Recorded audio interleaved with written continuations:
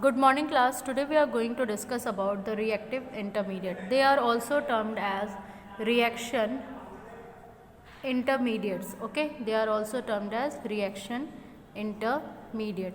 Students, basically on understanding the reaction intermediate, you have to know about them that in every type of organic reaction, in or general organic reactions, what happens, these short-lived highly reactive chemical species go through the majority of reactions, okay, or you can say the majority of the reactions occur because of these and they are termed as reactive intermediate. इन्हें हम क्या कहते हैं? Reactive intermediate. मतलब students अगर इनके basic features की बात करें तो ये शॉर्ट लिव्ड होते हैं.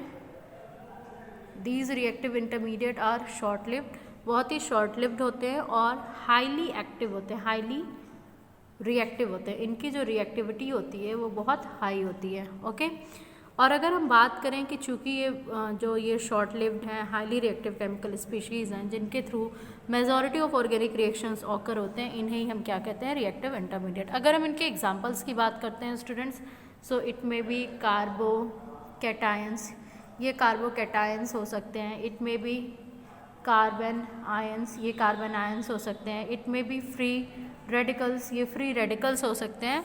दे are many more like carbenes, benzynes, nitrenes. Okay, so students हम बात करते हैं सबसे first category, that is carbocation. So students talking about carbocation, earlier हम इन्हें कार्बोनियम आयन भी कहते थे.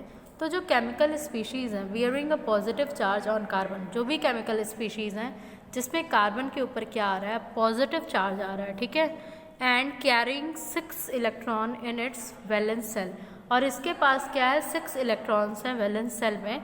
मतलब आप अज्यूम करिए कि ये आपके 3 बॉन्ड्स बनाया हुआ है, मतलब ये जो 3 बॉन्ड्स हैं ये 6 इलेक्ट्रॉन कंटेन कर रहे हैं.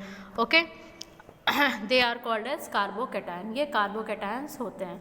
सो स्टूडेंट्स बेसिकली अगर इनके प्रिपरेशन की बात करते हैं तो आप अज्यूम कर सकते हैं कि ज़रूर जो कार्बन होगा वो किसी इलेक्ट्रोनेगेटिव एलिमेंट के साथ अटैच होगा.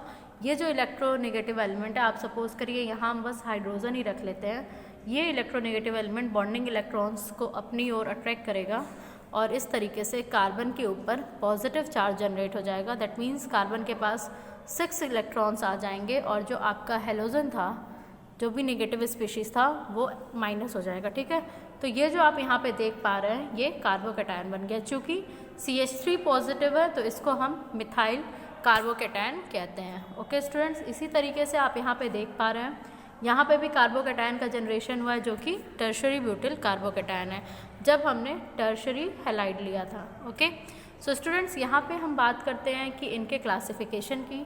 सो depending on number of carbon they are attached, they are termed as 1 degree, 2 degree, 3 degree and also 0 degree carbocation.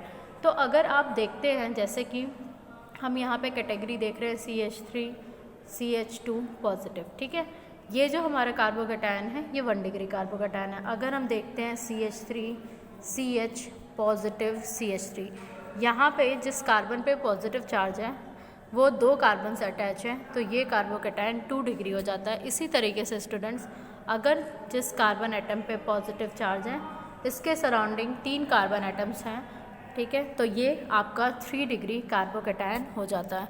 Students अगर इनकी स्टेबिलिटी की बात करें तो 3 डिग्री कार्बोकैटायन सबसे ज़्यादा स्टेबल होते हैं, देन 2 डिग्री, देन 1 डिग्री.